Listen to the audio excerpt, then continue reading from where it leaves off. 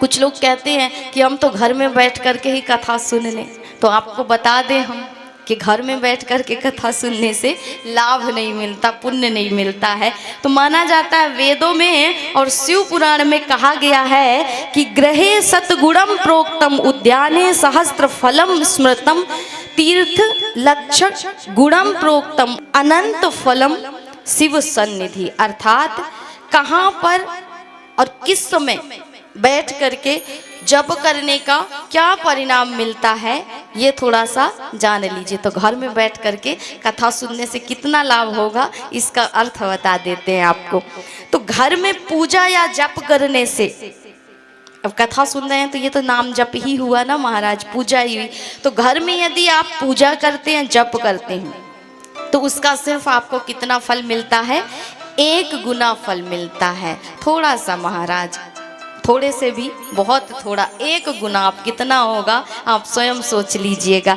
दूसरा कहा गाय या गौशाला के पास करने से 100 गुना फल मिलता है। अर्थात घर में आप करेंगे तो 1 गुना, लेकिन किसी गाय के सामने गौशाला में जाकर के आप वही नाम जप, वही सुमिरन करते हैं, हरि का भजन करते हैं, पूजा करते हैं, तो आपका पुण्य फल कितना हो जाता है? बोले 1 से बढ़कर के 100 गुना हो जाता है। तीसरा, वन बगीचे तीर्थ स्थल में करने से 1000 गुना दुगना हो गया, डबल हो गया महाराज। पर्वत पर करने से 10,000 गुना फल मिलता है। पवित्र नदियों के तट पर करने से कई लाख गुना फल मिलता है।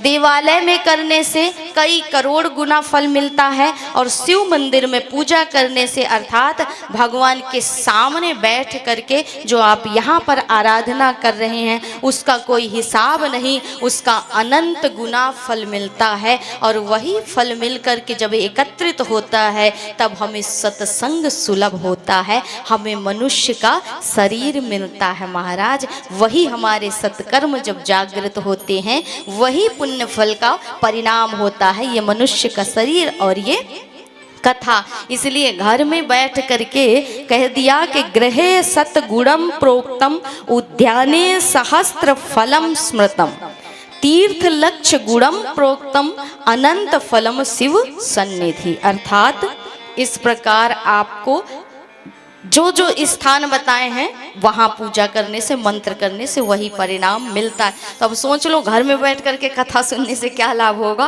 कोई भी लाभ नहीं होने वाला। इसलिए 9 दिन का समय है, 9 दिन में 1 दिन गुजर चुका है। आज कौन सा दिन है? दूसरा दिवस है। तो यहाँ पर बैठ करके कथा सुनोगे तो ज़्यादा लाभ होगा ना, फायदा होगा महाराज। और जब तक लाभ का लोभ ना हो तो मनुष्य की प्रवृत्ति है वो जाएगा ही नहीं वहाँ पर। इसलिए फायदा बता दिया गया है आपको कि यहाँ पर आने से इतना फल मिलता है कि उसका कोई गणना ही नहीं किया गया।